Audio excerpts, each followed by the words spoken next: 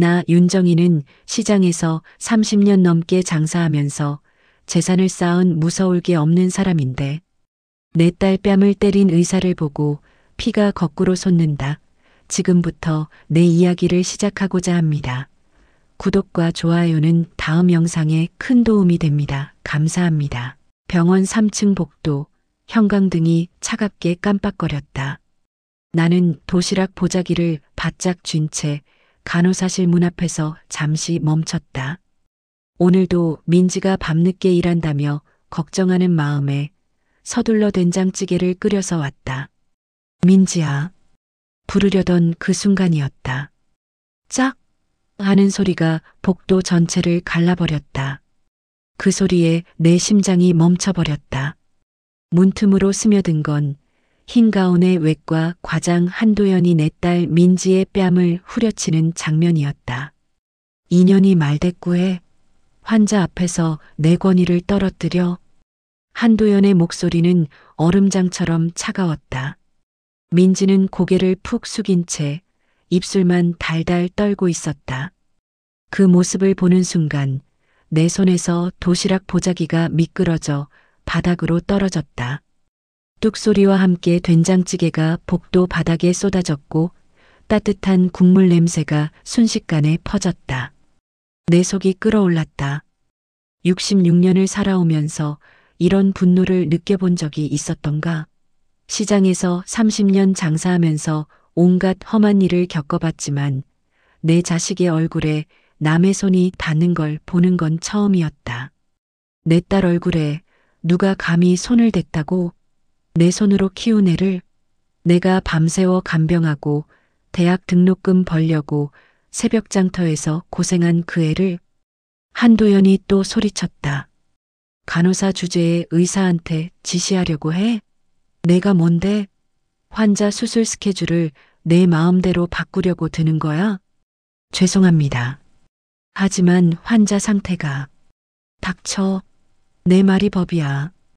여기서는 내가 왕이고 너는 그냥 시키는 대로 하면 되는 거야. 그 순간 민지가 고개를 들었고 우리 눈이 마주쳤다. 민지의 눈에는 눈물이 가득했지만 손짓으로 내게 말했다. 엄마 안 돼. 제발. 나는 이를 악물었다. 문을 박차고 들어가서 그 남자의 멱살을 잡아버리고 싶었다. 하지만 민지의 눈빛이 나를 막았다. 그 눈에는 절망과 체념이 담겨 있었다. 내 딸이 얼마나 오랫동안 이런 일을 참아왔을까? 복도에서 발을 동동 구르며 서 있는데 한도연의 목소리가 다시 들렸다. 다음에 또 이런 식으로 나오면 여기서 못 버틸 줄 알아. 간호사가 얼마나 많은데 굳이 너 같은 애를 둬야 할 이유가 있나? 그때 깨달았다. 이건 단순한 직장 내 갈등이 아니었다. 이건 권력을 가진 자가 약한 자를 짓밟는 그 더러운 현실이었다. 그리고 내 딸은 그 현실 속에서 매일매일 짓밟히고 있었던 것이다. 간호사실 문이 열리더니 민지가 나왔다.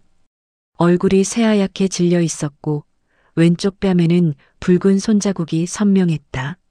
엄마, 여기서 뭐해? 도시락 가져다 주려고. 민지가 바닥에 쏟아진 된장찌개를 보더니 무릎을 꿇고 치우기 시작했다. 나도 덩달아 무릎을 꿇었다. 딸과 함께 바닥을 닦으면서 나는 결심했다. 오늘로 끝내야 할 일이 있다. 내 딸이 더 이상 이런 모욕을 당해서는 안 된다. 민지야, 엄마가 늦었구나. 아니야, 엄마. 엄마 잘못 아니야. 하지만 나는 알고 있었다. 이건 내 잘못이 맞다. 내가 내 딸을 제대로 지켜주지 못한 게 잘못이다. 66년을 살아오면서 세상의 모든 풍파를 견뎌온 내가 정작 가장 소중한 것은 지켜주지 못했다. 민지와 함께 엘리베이터를 탔다. 거울에 비친 우리 모녀의 모습이 초라했다. 하지만 내 눈에는 이미 다른 것이 타오르고 있었다. 복수심이었다. 아니, 정의감이었다. 한도연, 너는 아직 모르지? 내가 누군지, 내가 뭘 할 수 있는지. 로비 커피 머신 앞에서 종이컵을 두 손으로 감쌌다. 미지근한 커피가 내 분노를 식혀주지는 못했지만 머리를 맑게 만들어주기는 했다. 나 윤정이 66세. 시장에서 30년 장사하면서 모든 종류의 인간을 상대해봤다. 착한 사람, 나쁜 사람, 그리고 권력을 쥐고 약한 자를 괴롭히는 인간들까지 시장에서 장사할 때부터 배운 게 있다. 감정으로는 이길 수 없다. 증거와 실력으로 이겨야 한다는 것을. 보안실로 향했다. 문 앞에서 잠시 숨을 고르고 가장 정중한 미소를 지으며 노크했다. 실례합니다. 네, 뭐 도와드릴까요? 경비원 아저씨가 고개를 들었다. 50대 후반쯤 되어 보였다. 3층 간호사실 CCTV 오늘 오후 2시 15분경. 확인할 수 있을까요? 그런 건 일반인이 함부로. 나는 가방에서 지갑을 꺼냈다. 그 안에서 명함 한 장을 꺼내 건넸다. 윤정의 마이너스 상가 대표. 그리고 그 뒤로 또 다른 명함들이 보였다. 건물 임대업, 상가 운영위원장. 제가 이 근처에서 장사를 좀 했습니다. 오늘 제 딸이 좀 심각한 일이 있어서요. 경비원의 표정이 달라졌다. 나는 계속 말을 이어갔다. 원하시면 변호사 동석해서 정식으로 신청하겠습니다. 하지만 그렇게 되면 더 복잡해지겠죠. 간단히 확인만 하고 싶은데. 아, 그러시군요. 잠깐만요. 5분 후 나는 작은 모니터 앞에 앉아 있었다. 화면에는 오늘 오후 2시 15분에 간호사실이 찍혀 있었다. 한도연이 민지에게 다가가는 모습, 고래고래 소리치는 모습, 그리고 짝 뺨을 때리는 그 순간까지. 복사해 주실 수 있나요? 그건 좀. 나는 가방에서 봉투 하나를 꺼냈다. 그 안에는 50만 원이 들어 있었다. 수고비입니다. 제 딸이 정말 힘들어해서요. 30분 후 나는 USB 하나를 손에 쥔 채 병원을 나왔다. 하지만 이걸로는 부족했다. CCTV만으로는 한도연 같은 놈을 완전히 무너뜨릴 수 없다. 더 많은 게 필요했다. 집으로 돌아가는 길에 예전에 이 병원에서 일했다가 그만둔 간호사 김영미 씨에게 전화했다. 민지의 동료였는데 한도연 때문에 못 견디고 그만뒀다고 들었다. 영미야, 나 민지 엄마야. 아, 아줌마. 민지 괜찮아요? 괜찮지 않아서 전화한 거야. 오늘 한도연이 민지 뺨을 때렸어. 전화기 너머로 한숨이 들렸다. 역시 저도 예상했어요. 아줌마, 한도연 그 인간 정말 개나쁜 놈이에요. 저뿐만 아니라 다른 간호사들도 얼마나 시달렸는지. 그때 일 좀 자세히 얘기해 줄 수 있어? 네, 당연히요. 사실 저도 언젠간 누군가에게 얘기해야 한다고 생각했어요. 영미로부터 들은 얘기는 상상 이상이었다. 한도연은 간호사들을 자신의 사유물처럼 생각했다. 마음에 안 들면 병원 복도에서 대놓고 모욕을 줬고 자신의 실수를 간호사 탓으로 돌리기 일쑤였다. 심지어는 수술실에서 간호사에게 수술 도구를 던진 적도 있다고 했다. 증거 있어? 녹음이나 문자 같은 거? 있어요. 저 당시에 너무 억울해서 다 모아뒀거든요. 문자 메시지도 있고 다른 간호사들 진술도 받아뒀어요. 지금 만날 수 있어? 네, 갈게요.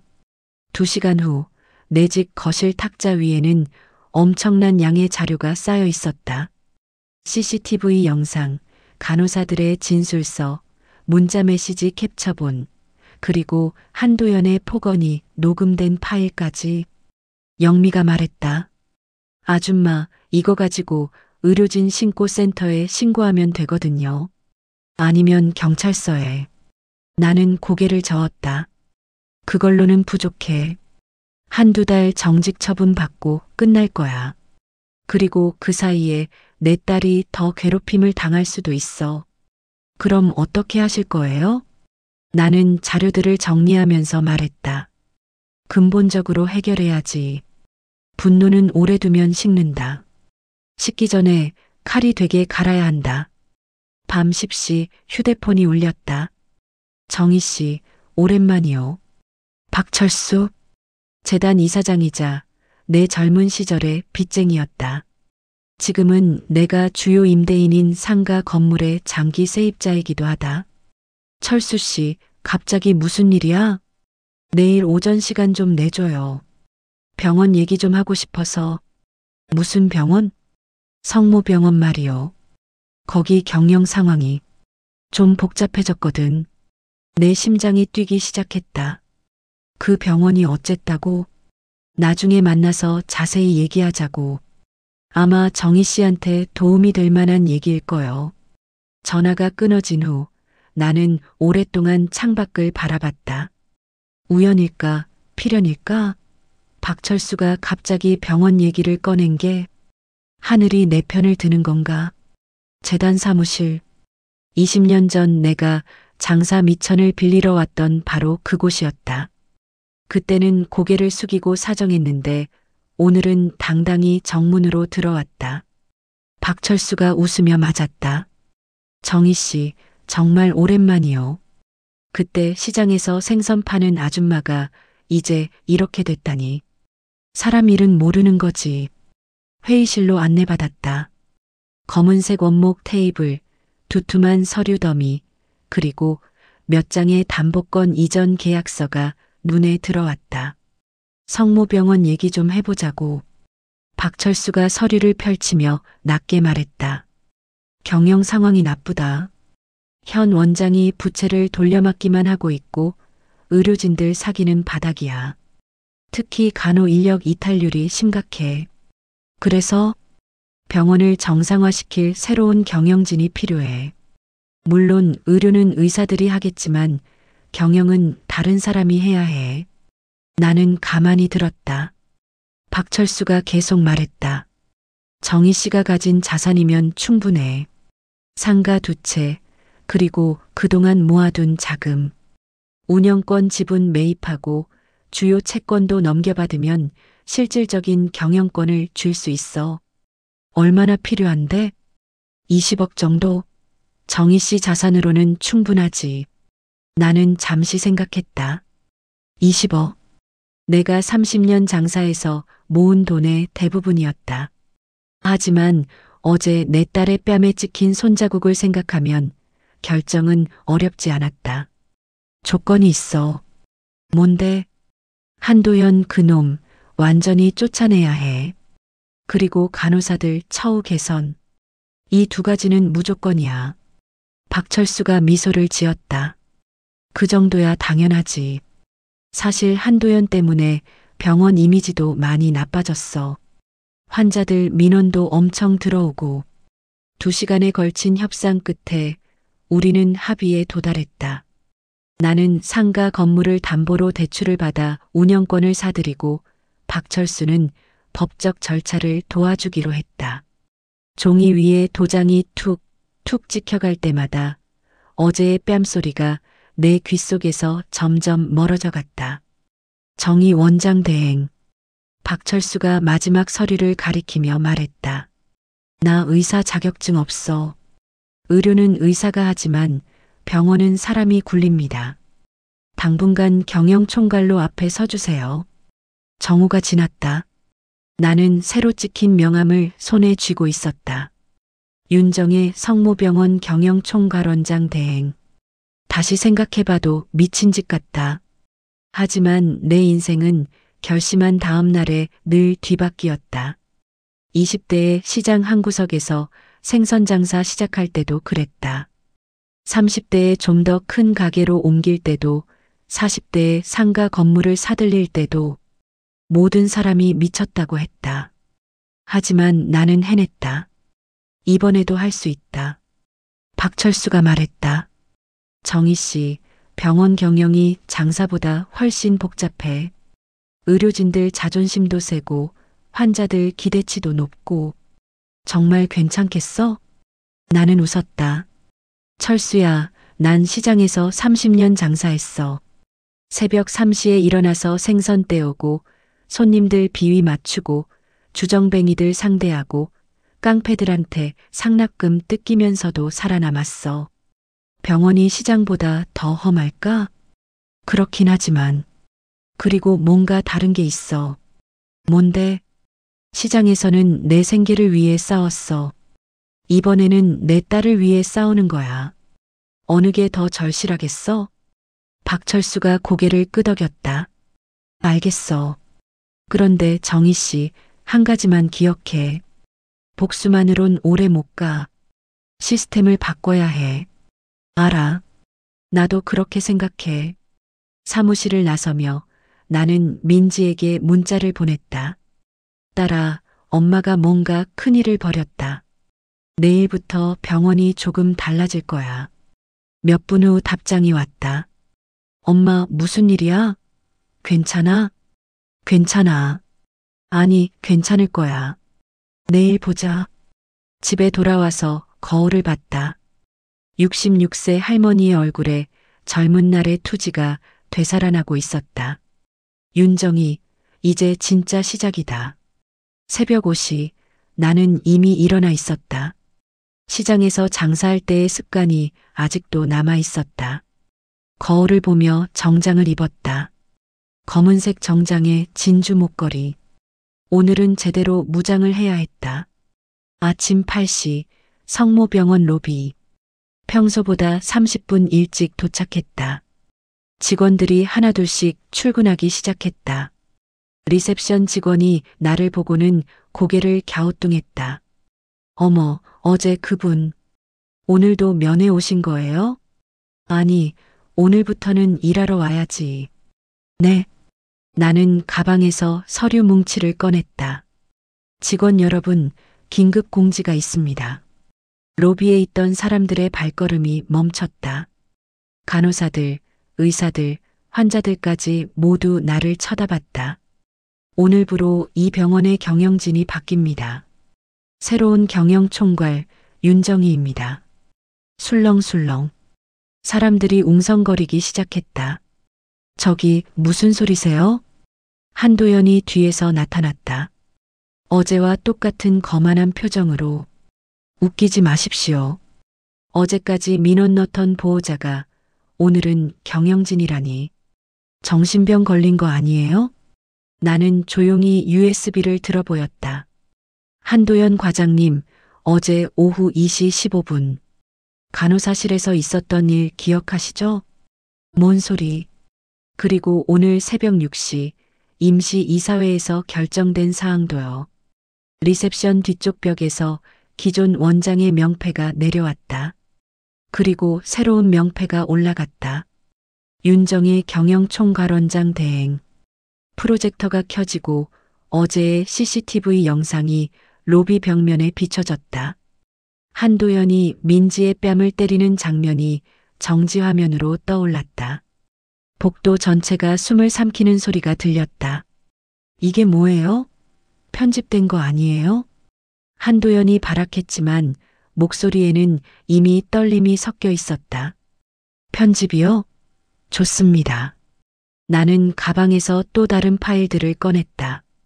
그럼 이것도 편집된 걸까요? 지난 2년간 접수된 간호사 괴롭힘 신고서 17건. 그중 15건이 한도연 과장님 관련입니다. 서류들이 책상 위에 펼쳐졌다. 간호사들의 눈이 커졌다. 그리고 이것도요. 한도연 과장님이 간호사 김영미 씨에게 보낸 문자 메시지. 말 안 들으면 여기서 못 버틸 줄 알아라고 하셨죠? 이건 마지막으로 이거요. 나는 녹음기를 틀었다. 한도연의 목소리가 로비 전체에 울려 퍼졌다. 간호사 주제에 의사한테 지시하려고 해? 내가 뭔데? 침묵이 흘렀다. 환자들까지도 숨을 죽이고 있었다. 여기서는 사람이 먼저입니다. 내 목소리가 로비 전체에 울려 퍼졌다. 의사든 간호사든 환자든 모든 사람이 존중받아야 합니다. 그게 제가 이 병원을 맡은 이유입니다. 그때 민지가 간호사실에서 나왔다. 눈가가 붉었지만 어제처럼 고개를 숙이고 있지는 않았다. 엄마, 민지야, 괜찮아. 이제 괜찮을 거야. 한도연이 마지막 발악을 했다. 이런 식으로 하면 병원이 제대로 돌아갈 것 같아요? 의료진들 사기가. 의료진 사기요? 나는 주변을 둘러봤다. 간호사들이 하나둘씩 고개를 들고 있었다. 어제까지는 볼 수 없었던 눈빛이었다. 간호사 여러분, 질문 하나 하겠습니다. 지금 이 순간이 어제보다 나은가요? 네. 한 목소리로 대답이 들려왔다. 한도연 과장님, 이게 답입니다. 사람들이 두려워하지 않을 때 진짜 사기가 올라가는 거예요. 나는 서류를 정리하며 마지막으로 말했다. 한도연 과장님은 오늘부로 직무정지입니다. 의료윤리위원회에 회부될 예정이고 형사 고발도 검토하겠습니다. 이건 말도 안 되는 말이 됩니다. 그리고 이제부터 이 병원은 이렇게 운영될 거예요. 한도연이 로비를 빠져나갔다. 그의 뒷모습에서는 더 이상 어제의 권위를 찾을 수 없었다. 로비가 조용해졌다. 하지만 그 정적은 어제의 정적과는 달랐다. 두려움이 아닌 기대감이었다. 민지야, 출근해야지. 민지가 눈물을 닦으며 고개를 끄덕였다. 네, 원장님. 그 순간 깨달았다. 나는 정말로 이 병원의 경영자가 되었고 내 딸은 더 이상 혼자가 아니었다. 경영총괄 사무실에 들어선 첫날 책상 위에는 진술서가 산더미처럼 쌓여 있었다. 한도연의 폭언, 야간 노동 강요, 수술 스케줄 조작, 보험 청구 부정 관행까지 그동안 쌓였던 문제들이 한꺼번에 쏟아져 나왔다. 원장님, 이거 어떻게 하시겠어요? 박철수가 서류 더미를 가리키며 말했다. 하나씩 해결하지 뭐. 시장에서 장사할 때도 문제 생기면 하나씩 처리했어. 첫 번째 조치는 직장 내 괴롭힘 금지 규정 전면 개정이었다. 폭언 1회 즉시 징계, 재발 시 면직, 간호 인력 20% 증원, 휴게 공간 개선 및 복리후생 확대, 오버나이트 근무비 전액 지급. 벽에 붙은 안내문만으로는 의미가 없다는 걸 나는 잘 알았다. 그래서 실행부터 했다. 휴게실에 새 커튼을 달고 오래돼 삐걱대던 의자를 전부 교체했다. 간호사 20명을 추가 채용하고 야간 근무비를 2배로 올렸다. 원장님, 이렇게 하면 운영비가 너무 늘어나는데. 늘어나는 만큼 효율도 올라갈 거야. 사람이 행복해야 일도 잘하는 법이지. 하지만 저항도 만만치 않았다. 기존 의료진 중 한도연과 가까웠던 과장 몇 명이 계속 문제를 일으켰다. 내과 과장 이민호가 내 사무실로 쳐들어왔다. 원장님, 이 바닥이 그렇게 순진하지 않습니다. 간호사들 버릇 없어지면 의료진 권위가 땅에 떨어져요. 나는 차를 우리며 조용히 말했다. 이 과장님, 권위가 뭔지 아세요? 당연히 알죠. 권위는 실력에서 나와요. 폭력에서 나오는 건 권위가 아니라 공포예요. 하지만 이 바닥은 위계 질서가. 위계 질서 좋죠. 하지만 그 질서가 사람을 짓밟는 도구가 되면 안 되죠. 나는 손바닥을 펼쳐 보였다. 30년간의 굳은 살과 흉터가 선명했다.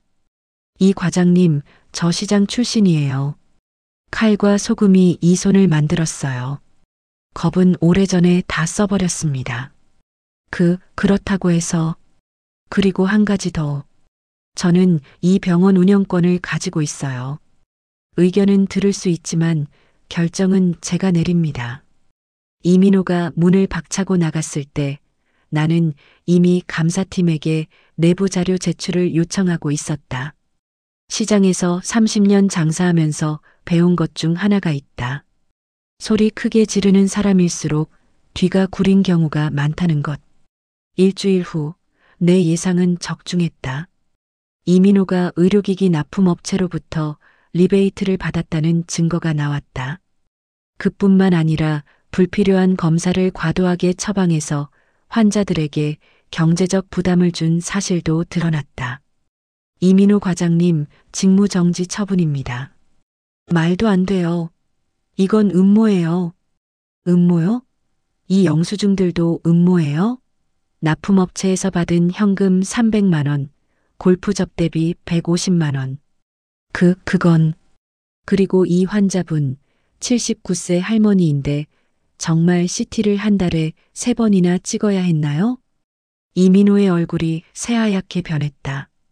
그날 밤 빈 병원 로비에 혼자 앉아서 보리차를 마셨다. 복수만으론 오래 못 간다. 시스템이 남아야 한다. 박철수의 말이 맞았다. 나쁜 사람 몇 명을 쫓아내는 것만으로는 부족했다. 다시는 이런 일이 일어나지 않도록 시스템을 바꿔야 했다. 다음 날부터 매주 수요일마다 전 직원 회의를 시작했다. 의사든 간호사든 청소부든 모든 직원이 한자리에 모여서 병원 운영에 대한 의견을 나누었다. 간호사실에 음료수 자판기 하나 더 설치해 주세요. 응급실 대기 시간을 줄일 수 있는 방법이 있을까요? 환자분들 식사 메뉴를 좀 더 다양화했으면 좋겠어요. 처음에는 사소한 것들부터 시작했다. 하지만 점차 더 중요한 문제들도 논의되기 시작했다. 원장님, 한 가지 제안이 있어요. 민지가 손을 들었다. 환자분들과 보호자분들을 위한 상담 창구를 만들어 보면 어떨까요? 의료진에게 직접 말하기 어려운 불만이나 제안 사항들을 접수받는 거예요. 좋은 아이디어네. 어떻게 운영할까? 일주일에 한 번 경영진이 직접 로비에서 상담을 받는 거예요. 원장님이 직접 나서시면 환자분들도 더 편하게 얘기할 수 있을 것 같아요. 그렇게 원장과의 대화 시간이 시작됐다. 매주 금요일 오후 2시부터 4시까지 나는 로비에 책상을 놓고 앉아서 환자들과 보호자들의 이야기를 들었다. 원장님, 정말 달라졌어요. 예전에는 간호사분들이 항상 무서운 표정이셨는데 요즘은 웃으면서 친절하게 해주세요. 검사 결과 설명을 더 자세히 해달라고 했더니 의사 선생님이 정말 꼼꼼하게 설명해 주시더라고요. 병원 밥이 맛있어졌어요. 예전에는 먹기 싫었는데 작은 변화들이었지만 그 변화들이 모여서 큰 변화를 만들어내고 있었다. 시장에서 배운 게 하나 있다. 손님이 웃으면서 가게를 나가야 다시 온다는 것. 병원도 마찬가지였다. 환자들이 만족해야 병원도 성장할 수 있었다. 감사팀의 최종 보고서가 내 책상에 올라왔다. A사 용지 200페이지에 달하는 방대한 자료였다. 읽으면 읽을수록 놀랄 일투성이었다. 허위 진료 기록, 과잉 검사, 의료기기 납품업체와의 유착, 그리고 한도연이 중심이 된 거대한 비리 구조까지. 이 정도면 단순한 개인 비리가 아니라 조직적인 범죄였다. 원장님, 이거 경찰서에 신고해야 하는 거 아닌가요? 박철수가 서류를 들여다보며 말했다. 당연히 신고해야지. 하지만 그 전에 확실히 해둘 게 있어. 나는 회의실에서 전 의료진 회의를 소집했다. 한도연은 이미 직무정지 상태였지만 마지막으로 해명할 기회를 주기로 했다. 서늘한 공기가 흐르는 회의실. 의사 15명, 간호사 40명이 모두 모였다. 한도연 과장, 마지막으로 할 말이 있으면 하세요. 한도연이 자리에서 일어났다. 며칠 사이에 많이 초췌해진 모습이었다. 저는 환자를 위해서 한 일들이에요. 간호사들이 실수하면 환자가 위험해질 수 있으니까. 실수 맞나요? 민지가 자리에서 일어났다. 손에는 오래된 파일이 들려 있었다. 한도연 과장님, 7년 전 연세대 의대에서 전공의를 가르칠 때 일 기억하세요? 한도연의 얼굴이 굳었다. 전공의 김준호 씨. 수술 중 실수했다고 수술실에서 집도의 앞에서 무릎 꿇리셨죠. 그건 그 전공의가 제 남자친구였어요. 결국 견디지 못하고 의사를 그만뒀죠. 그때부터 저는 당신에 대한 기록을 모으기 시작했어요. 민지가 파일을 열었다. 그 안에는 7년간의 기록이 차곡차곡 정리되어 있었다. 폭언, 폭행, 성희롱, 권력 남용. 당신이 얼마나 많은 사람들을 망가뜨렸는지 아세요? 회의실이 조용해졌다. 한도연은 말문이 막힌 듯 아무 말도 하지 못했다. 나는 자리에서 일어나 말했다. 한도연 과장님, 당신은 의사이기 전에 사람입니다. 그런데 당신은 사람을 치료하는 의사가 되어서 오히려 사람을 망가뜨렸어요. 원장님, 저는 변명은 법정에서 하세요. 오늘 오후에 고소장을 접수할 예정입니다. 그때 한도연이 마지막 발악을 했다. 그래요. 제가 잘못했어요. 하지만 당신들도 완벽하냐고요? 이 병원 의료진들이 얼마나 많은 실수를 해왔는지 아세요? 실수는 누구나 해요. 하지만 실수를 핑계로 다른 사람을 짓밟는 건 범죄예요. 나는 조용히 말했다. 그리고 한 가지 더. 이 병원은 앞으로 실수를 숨기는 곳이 아니라 실수를 인정하고 개선하는 곳이 될 겁니다. 한도연이 고개를 떨구었다. 이제 나가세요. 당신 자리는 여기에 없어요. 한도연이 회의실을 나간 후 나는 남은 의료진들에게 말했다. 여러분, 새로운 시작입니다. 과거의 잘못된 관행은 오늘로 끝냅니다. 박수 소리가 터져 나왔다. 간호사들 중에는 눈물을 흘리는 사람도 있었다. 회의가 끝난 후 민지가 내 사무실로 왔다. 엄마, 고마워. 뭘 고마워해? 엄마가 너무 늦게 왔잖아. 아니야. 엄마는 제 시간에 왔어. 내가 가장 필요할 때. 나는 민지를 꼭 안았다. 30년 전 처음 안아줬을 때처럼 내 품 안의 민지는 따뜻했다. 민지야, 엄마가 약속할게. 다시는 누구도 내 얼굴에 손대지 못하게 할게. 엄마. 그리고 이 병원에서 일하는 모든 사람이 존중받을 수 있도록 할게. 그날 밤 나는 창밖을 바라보며 생각했다. 복수는 끝났다. 이제 새로운 시작이다. 한도연은 결국 의료진 자격 박탈과 함께 2년형을 선고받았다. 하지만 그것보다 더 중요한 것은 이 병원에서 다시는 그런 일이 일어나지 않도록 시스템을 만든 것이었다. 내 딸은 약하지 않았다.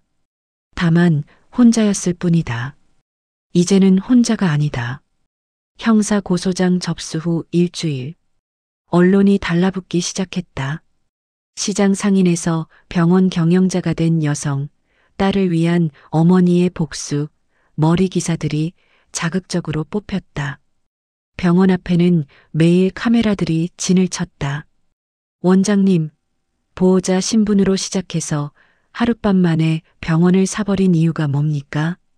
과도한 복수 아니냐는 지적에 대해서는 어떻게 생각하십니까? 기자들의 질문이 쏟아졌다. 나는 또박또박 대답했다.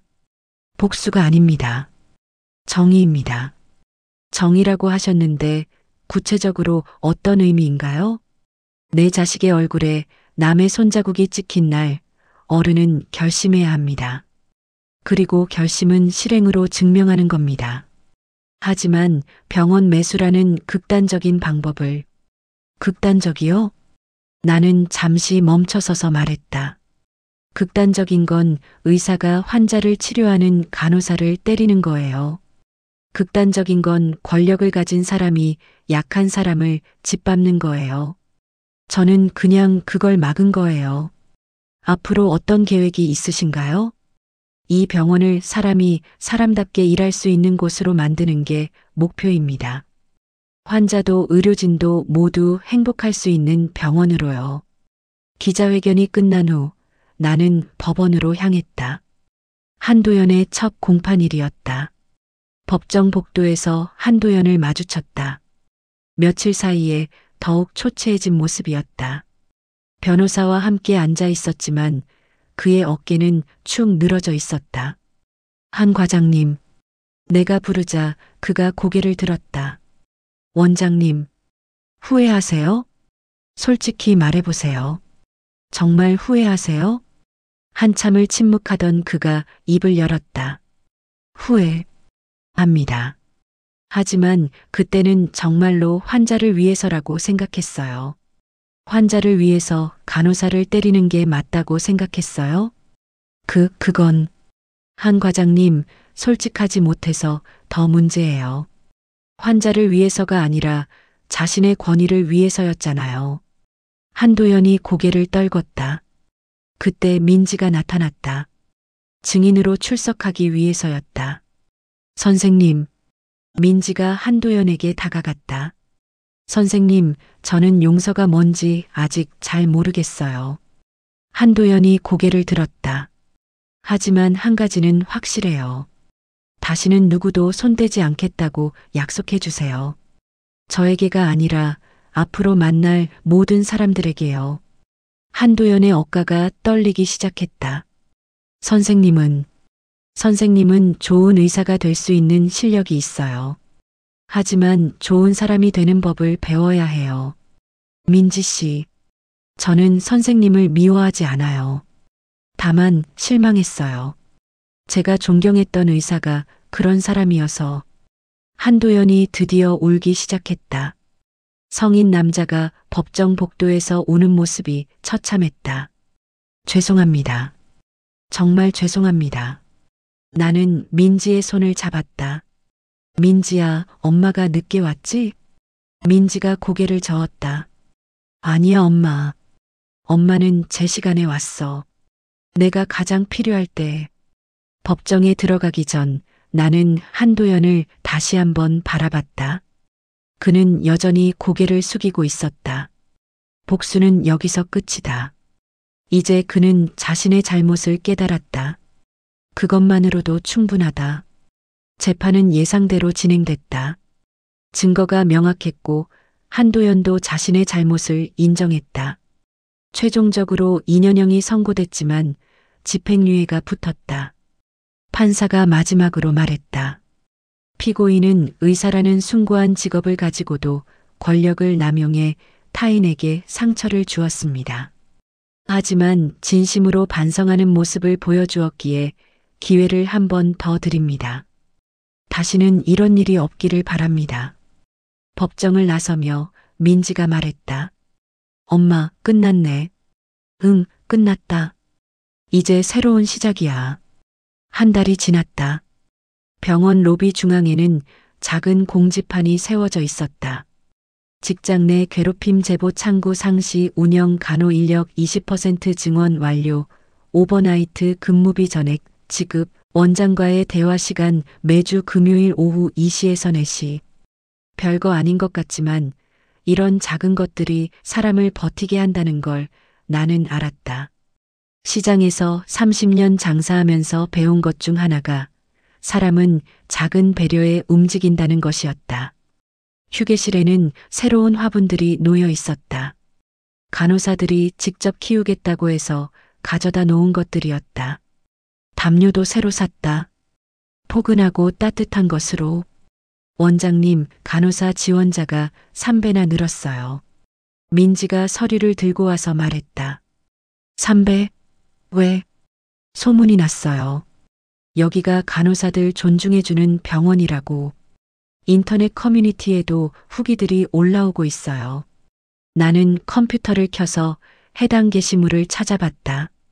성모병원 진짜 바뀐 것 같아요. 간호사들 표정이 완전히 달라졌어요. 의사 선생님들도 예전보다 친절해지셨어요. 뭔가 분위기가 좋아졌다고 해야 하나? 입원해 있는데 간호사분이 웃으면서 이래요. 예전에는 항상 무서운 표정이었는데. 후기들을 읽으면서 뿌듯했다. 내가 의도했던 변화가 실제로 일어나고 있었다. 오후 2시 원장과의 대화 시간이 시작됐다. 로비에 간이 책상을 놓고 앉았다. 오늘도 몇 명의 환자와 보호자들이 찾아왔다. 원장님, 저희 아버지 수술 때문에 왔는데요. 60대 여성이 휠체어에 탄 노인을 모시고 왔다. 네, 어떤 수술이신가요?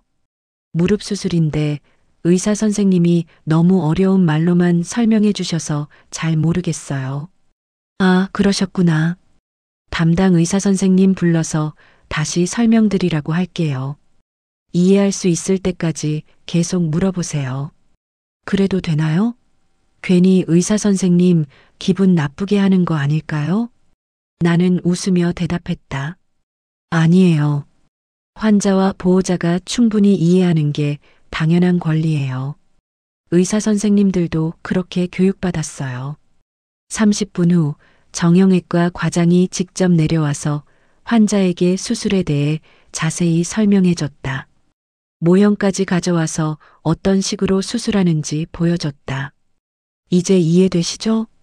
환자가 고개를 끄덕였다. 네, 감사합니다. 원장님 덕분에 이렇게 자세히 알게 됐네요. 이런 일들이 매주 반복됐다. 처음에는 사소한 불만들이 대부분이었지만 점차 건설적인 제안들도 나오기 시작했다. 원장님, 병원 식당 메뉴 좀 다양화할 수 없을까요? 주차장이 좀 부족한 것 같아요. 아이들을 위한 놀이 공간이 있으면 좋겠어요. 하나하나 검토해서 가능한 것들은 바로 실행했다. 식당 메뉴를 늘리고 근처 공터를 임대해서 임시 주차장을 만들었다. 소아과 옆에는 작은 놀이방도 만들었다. 변화는 숫자로도 나타났다. 환자 만족도가 30% 올랐고 직원 이직률은 절반으로 줄었다. 무엇보다 간호사들의 표정이 달라졌다. 원장님, 정말 감사해요. 간호사 김영미가 찾아와 말했다. 한도연 때문에 그만뒀다가 다시 복직한 간호사였다. 뭘 감사해? 당연한 일을 한 거지. 아니에요. 이런 병원에서 일할 수 있다는 게 정말 행복해요. 예전에는 출근하는 게 너무 무서웠거든요. 그날 저녁 나는 병원 옥상에 올라갔다. 서울 외곽의 빌딩 숲 사이로 가을 햇살이 퍼지고 있었다. 복수로 시작했지만 끝은 돌봄으로 남아야 한다. 문이 열리고 민지가 올라왔다. 원장님, 도시락 배달 왔습니다. 옛날처럼 도시락 보자기를 들고 왔다. 오늘은 내가 받을 차례네. 보자기를 풀자 된장찌개 냄새가 은은히 퍼졌다. 2달 전 복도에 쏟았던 그 된장찌개와 똑같은 냄새였다. 하지만 지금은 전혀 다른 의미였다. 우리는 옥상 벤치에 나란히 앉아 밥을 먹었다. 엄마, 병원. 사람 냄새나. 그래, 병원은 결국 사람이야. 기계가 환자를 고치는 게 아니라 사람이 사람을 고치는 거야. 엄마도 많이 변했어. 뭐가? 예전에는 항상 바빴는데 요즘은 여유가 있어 보여. 나는 하늘을 바라보며 말했다. 민지야, 엄마가 이 나이에 새로운 일을 시작한 이유 알아? 복수하려고? 처음에는 그랬지. 하지만 지금은 달라. 뭐가 달라졌는데? 복수는 과거를 위한 거고 지금 엄마가 하는 일은 미래를 위한 거야. 내 미래, 이 병원에서 일하는 모든 사람들의 미래. 민지가 내 손을 잡았다.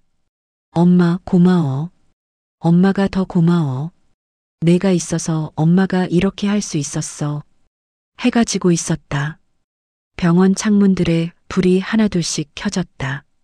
각각의 창문 뒤에는 사람들이 있었다.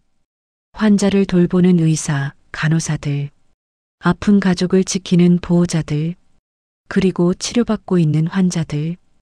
이 모든 사람들이 행복할 수 있는 곳. 그게 내가 만들고 싶었던 병원이다. 카메라가 천천히 멀어진다. 작은 병원 한가운데 사람을 살리는 새로운 규칙들과 서로의 얼굴을 지켜주는 따뜻한 눈빛들이 남았다. 그리고 옥상 벤치에 나란히 앉아 있는 모녀의 평온한 모습. 66세에 시작한 새로운 인생. 복수로 시작해서 사랑으로 끝나는 이야기. 그리고 앞으로도 계속될 사람이 사람을 지키는 작은 기적들을 우리는 기다립니다. 끝까지 들어주셔서 감사합니다. 구독과 좋아요는 다음 영상에 큰 도움이 됩니다. 복 많이 받으세요.